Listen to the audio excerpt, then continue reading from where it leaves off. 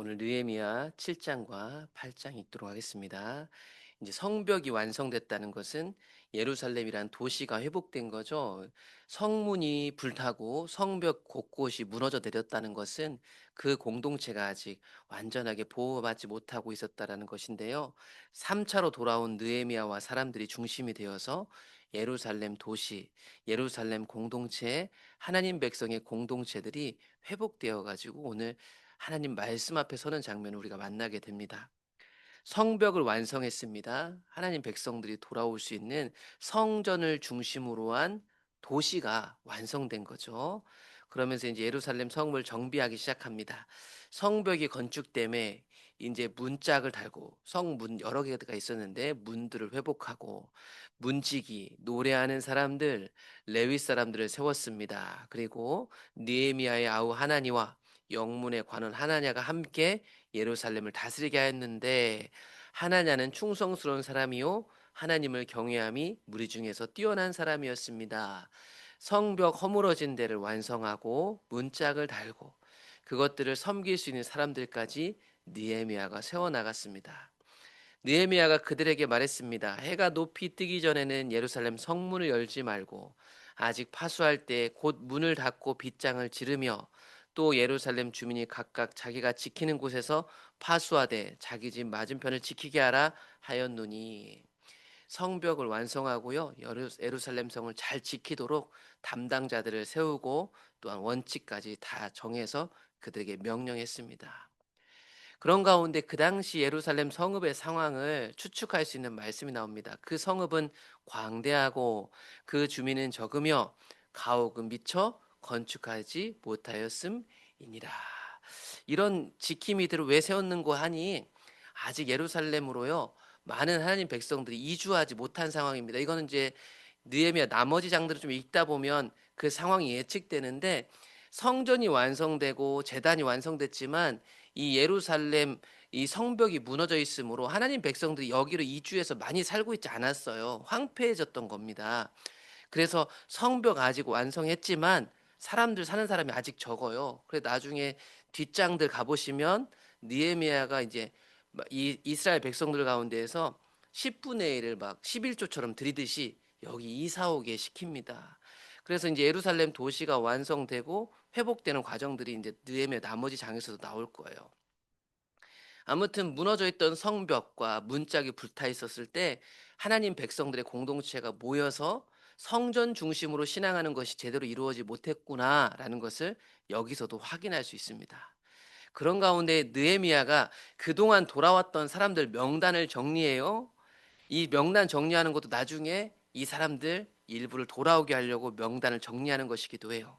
그 느헤미야가 하나님의 마음을 감동케 하심을 받아가지고 귀족들, 지도자들, 백성들을 모아서 그들의 족보대로 돌아온 사람 등록하게 했습니다. 그래서 느헤미야가 처음으로 돌아온 자의 계보를 얻었는데 그것에 기록된 것을 보면 하면서 7장 이름들이 쭉 나오는 겁니다. 그러니까 느헤미야가 1차 때부터 돌아온 사람들 명단을 정리해요. 그러니까 세 번째 3차로 들어온 느헤미야 때에서야 드디어 돌아온 모든 사람들의 명단 주소지가 정리가 되고 이게 정리돼야 이제 느헤미야 후반부에서 보게 될 사람들이 이쪽으로 이사 오는 사람들 누가 이사 와야 되고 이런 거 부분들이 해결되는 것 같습니다. 그 이름들이 7장에 보시면 쭉 나오는 거예요. 돌아왔던 모든 사람들이 각각 자기들 성읍에 정착하여 살고 있었다라는 것을 이제 느헤미야가 확인을 하게 되는 겁니다. 이 1차, 2차, 3차에 걸쳐서 한 100여 년에 가까워서 3차에 돌아온 이 백성들이 이 느헤미야가 성벽을 완성하고 이 공동체가 살아갈 수 있는 예루살렘 성전을 중심으로 한 공동체가 살 수 있는 공간을 회복하니까 이제 진정한 회복이 이루어지는 것 같아요. 그래서 명단도 정리되는 것 같습니다. 그런 과정들이 있고 나니 8장에 들어가 보면 유다 백성들이 기다렸다는 듯이 성전이 있는 예루살렘 성읍으로 모여들기 시작합니다. 그래서 8장을 보시면 이스라엘 자손들이 자기들의 성읍들에 거주하고 있었는데 일곱째 달에 이르러 모든 백성이 일제히 수문 앞 광장에 모여 2차로 돌아왔던 에스라 이 말씀 가르치는 제사장 겸 말씀 가르치는 에스라에게 여호와께서 이스라엘에게 명령하신 모세 율법책을 가져오기를 청했습니다. 여기서 모였다라는 이 단어에는 스스로 모였다라는 의미가 좀 담겨 있거든요. 그러니까 성벽을 세우고 성전 안에서 이 예배하는 공동체가 회복되는 이 과정들을 본 사람들이 이 예루살렘으로 모여와 가지고 하나님 말씀 듣기를 스스로 사모했더라. 마침 일곱째 달은 이스라엘의 종교력 말고요. 그러니까 출애굽 때 이 유월절 있었던 그 종교력 말고 이스라엘이 그 이전부터 지켰던 민간 달력으로는 7월 달이 1월이에요. 1월 신년이거든요. 신년 1월 1일이 돼 가지고 이 사람들이 말씀 들으려고 예루살렘으로 모였다라는 것입니다. 니에미야 6장을 기억해 보시면 성벽 완성했을 때가 여섯째 달 25일, 6월 25일이었고 끝나고 얼마 지나지 않아 7월 일곱째 달에 이들이 모여들기 시작했던 겁니다. 그래서 예루살렘 중에 이 수문 앞 광장이 컸나 봐요. 이 수문 앞 광장에 이들이 모여가지고 말씀을 들려주세요 하고 에스라한테 요청했던 거예요. 일곱째 달 초하루 7월 1일 이것이 이스라엘 사람들 민간 달력으로는 1월 1일이요. 6월절을 중심으로 한 이스라엘 종교 달력으로는 일곱째 달입니다. 그때 제사장 에스라가 율법책을 가지고 남자 여자 알아들을 만한 모든 사람 앞에 이르러 새벽부터 정오까지 말씀을 전파했으니 그 사람들이 말씀에 귀를 기울였더라. 그때 학사 에스라가 특별히 지은 나무 강단에 서고 그 옆에는 이런 사람들이 섰는데 이런 사람들은 아마 에스라가 말씀을 전하면 이 회중들 가운데 듣고 있는 사람들에게 더 보조적으로 가르쳐줄 선생들이 아니었을까 싶어요. 그 에스라가 모든 백성 위에 서서 그들 목전에 책을 펴니 책을 펼 때 모든 백성이 일어섰습니다. 에스라가 위대하신 하나님 여를 송축함에 모든 백성이 손을 들고 아멘 아멘 하고 응답하고 몸을 굽혀 얼굴을 땅에 대고 여호와께 경배하였습니다. 그러니까 이날의 광경을 우리에게 보여주는데 하나님 말씀을 들으려고 선 이 백성들의 마음 자세가 이런 태도들로 보여주는 거죠. 하나님 말씀의 책을 펴니 백성들이 일어났어요. 하나님의 이름을 찬양하니 그들이 화답했어요. 그러니까 이 백성들은 그저 청중으로 앉아서 구경꾼이 아니었고요. 적극적으로 말씀을 듣기 원했고요. 그 말씀을 따라 순종하길 원했어요. 그게 이 당시에 이 사람들이 말씀을 대하는 태도였습니다. 그런 가운데 에스라가 하나님의 율법을 들려주니 그것을 듣고 사람들이 깨닫기 시작하죠.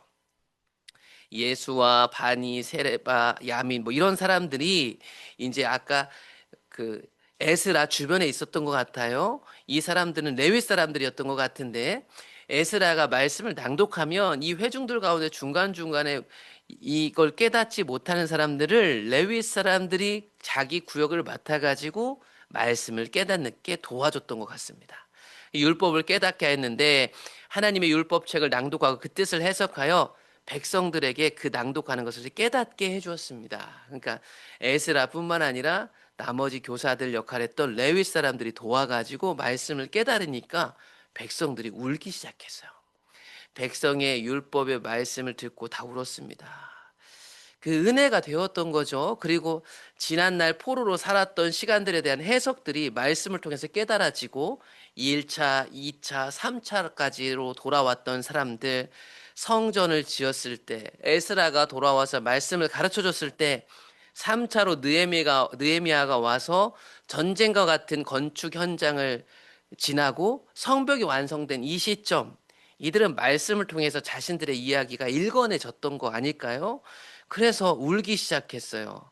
그때 총독 느헤미야, 제사장 겸 학사 에스라, 백성을 가르치는 레위 사람들이 백성들에게 이렇게 말했어요. 오늘은 하나님의 성일입니다. 그러니까 오늘은 우는 날이 아니에요 라고 말하기 시작했습니다. 그것을 느헤미야도 얘기했어요. 느헤미야가 얘기했죠. 살진 것을 먹고 단 것을 마시되 준비하지 못한 자에게 나눠주라. 이날은 우리 주의 성일입니다. 그러니까 근심하지 말고 기뻐하는 것이 여러분들의 힘입니다. 레위 사람들도 얘기했어요. 오늘은 성일이니 마땅히 조용하고 근심하지 말고 울 때가 아니에요. 왜 이렇게 얘기했을까 싶은데 뒤에 가보면 좀 첨언을 드리겠습니다. 그래서 모든 백성들이 느헤미야, 에스라 그리고 레위 사람들의 명령을 듣고 슬퍼하기보다 이날의 기쁨을 나누기로 결정했어요. 그래서 이들이 먹고 즐거워했으니 이것은 그 말씀을 듣고 이 사람들이 가르쳐 준 걸 듣고 이제 알았기 때문에 이렇게 했다라고 하는데, 레위기 23장에 가보면 이스라엘 백성들의 절기가 나옵니다. 하나님이 주신 절기인데 그 절기에 보면 오늘 7월 1일에 대한 절기가 나와요. 7월 1일 일곱째 달 그 첫날은 너에게 쉬는 날이 될지니 이날은 나팔을 불어 기념하게 하는 날이다. 어떤 노동도 하지 말고 하나님께 예배하라. 7월 1일 나팔절 레위기 23장을 보면 이날은 슬퍼하는 날이 아니고 기뻐하는 날이었기 때문에 아마 레위인도 에스라도 느헤미야도 나팔절이요 우리 민간 신앙으로 봤을 때는 새해 첫날이니 이날은 기뻐하는 날입니다 라고 권면했던 것 같습니다. 그리고 이 기뻐하는 날이 끝나고 나면 곧 얼마 지나지 않아서 대속죄일이 와요. 그래서 7월 10일이 오면 이때는 스스로 괴롭게 하면서 자신의 죄를 속죄하는 날입니다. 그러니 슬퍼할 날, 울어야 할 날이 또 있어요. 그리고 보통 이 7월 1일이 끝나고 나면 그날부터 이 10일이 올 때까지 이들은 회개할 것들을 회개하며 울고 괴롭게 하는 시간으로 보냈대요. 그러니까 7월 1일은 기뻐하는 날이라고 아마 느헤미야와 에스라와 레위 사람들이 알려줬던 것 같아요. 슬퍼해야 할 날은 또 있으니까. 그러나 우리가 읽고 있는 느헤미야에는 이 속죄일에 대한 이야기는 나오지는 않습니다. 그러면서 에스라에게 사람들이 계속해서 모여듭니다. 그날에 끝난 게 아니라 또 그 다음날 뭇 백성의 족장들, 제사장과 레위 사람들이 율법의 말씀 밝히 알고자 하여 학사 에스라에게 또 모였다. 이 말씀을 계속 듣고 싶어서 모이기 시작했다는 것입니다. 그런 가운데 이 말씀을 읽다가 이들이 일곱째 달에 있는 또 다른 절기인 초막절을 지키기로 했던 것 같아요. 그래서 율법을 읽다 보니 7월 달에는 초막절도 있구나. 우리 초막에 거하자. 이렇게 얘기를 하는 겁니다. 그래서 레위기 23장에 다시 돌아가 보시면 일곱째 달 15일부터는 초막절. 그래서 나무나 풀떼기로 임시 텐트를 지어가지고 비박을 하는 거예요. 그래서 이걸 7일 동안 지키는데 왜 초막절을 지키냐면 너희들 초막절을 지킬 때 이스라엘의 난자는 다 그렇게 해야 되는데 내가 이스라엘을 이집트 땅에서 인도해야 되는 때에 너희들이 이동하기 위해서 임시로 텐트 치면서 살았던 것을 기억나게 하는 절기다. 그래서 이거 되게 고생스러운 겁니다. 이동하다가 저기는 나무 갔다가 텐트 치고 바람 맞고 이렇게 하면서 임시 텐트로 이동하면서 살았던 것을 기억하도록 초막절 지키라고 했거든요. 이게 되게 번거로운 겁니다. 그리고 포로에서 돌아왔던 사람들이 이거 해보는 거 쉬운 거 아니죠. 그런데 이것을 초막을 지으라고 이 말씀을 따라 초막을 지차고 이 절기를 지키라고 공포하니까 사람들이 그렇게 합니다. 모든 성읍과 예루살렘에 공포하여 이르기를 너희는 산에 가서 감람나무 가지, 들감람나무 가지, 화석나무 가지, 종려나무 가지, 무성한 나무 가지를 가져다가 기록된 대로 초막을 지으라 이렇게 명령을 했죠.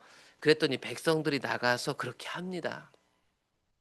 형식적으로 한 게 아니라 그들이 이 말씀을 따라 실제적으로 그 나뭇가지를 가져다가 지붕 위에 뜰 안에 혹은 하나님의 전뜰에 숨은 광장에 에브라임 문 광장에 초막을 지었다. 여러분 그들에게 집이 있었습니다. 그들에게 안전한 곳들이 있었어요. 그런데 거기서 나와서 이 말씀을 따라서 이 불편한 공간을 짓고 초막절을 지켰다. 사로잡혔다가 돌아온 회중들 그들이 다 초막을 짓고 그 안에서 거하니 눈의 아들 여호수아 때로부터 그날까지 이스라엘 자손이 이같이 초막절을 지켰던 날이 없었다. 그날의 기쁨이 넘쳐났다. 에스라는 이 초막절 첫날부터 끝날까지 날마다 하나님의 율법책을 낭독하고 무리가 7일 동안 절기를 지키고 여덟째 날에 규례를 따라 성회를 열었습니다. 성경에 기록된 대로 이렇게 절기를 지켰습니다. 성벽이 완성되니까 드디어 예루살렘으로 사람들이 모이기 시작했고 자발적으로 하나님 말씀 듣기를 원했습니다. 성벽을 재건했지만 아직 황량한 상태예요. 그런데 거기에 사람들이 모여듭니다. 그리고 말씀 앞에 섭니다. 이제 말씀 앞에 서서 하나님 은혜를 깨닫게 되고 자신들의 삶을 읽어내기 시작했으니까 이제 뒤에 가보면 느헤미야가 그러니까 예루살렘으로 이사 오세요 하는 사람들이 헌신하는 마음으로 이사도 오게 되는 거겠죠. 이렇게 모여든 사람들의 마음에는 자발적인 마음이 있었어요. 느헤미야가 성벽을 건축한 게 그냥 건물 건축한 게 아니라는 것이 여기서도 드러나는 것 같아요. 누군가가 헌신해서 이 교회 공동체, 하나님 백성 공동체를 세우기 위해서 허물어진 틈들을 메워가고 문짝을 다니 사람들 마음에 있었던 마음들이 분출되기 시작했던 거죠. 그래서 그들은 이제 하나님 말씀을 더 듣기 원했어요. 2차로 왔던 에스라가 말씀을 전하기도 했지만 느헤미야가 성벽을 완성하니 더 안전하게 성전을 중심으로 모여 그들이 말씀을 들을 수 있었던 것이고요. 그렇게 말씀을 듣는 것에서 끝난 것이 아니라 그 말씀대로 지켰어요. 말씀은 사는 겁니다.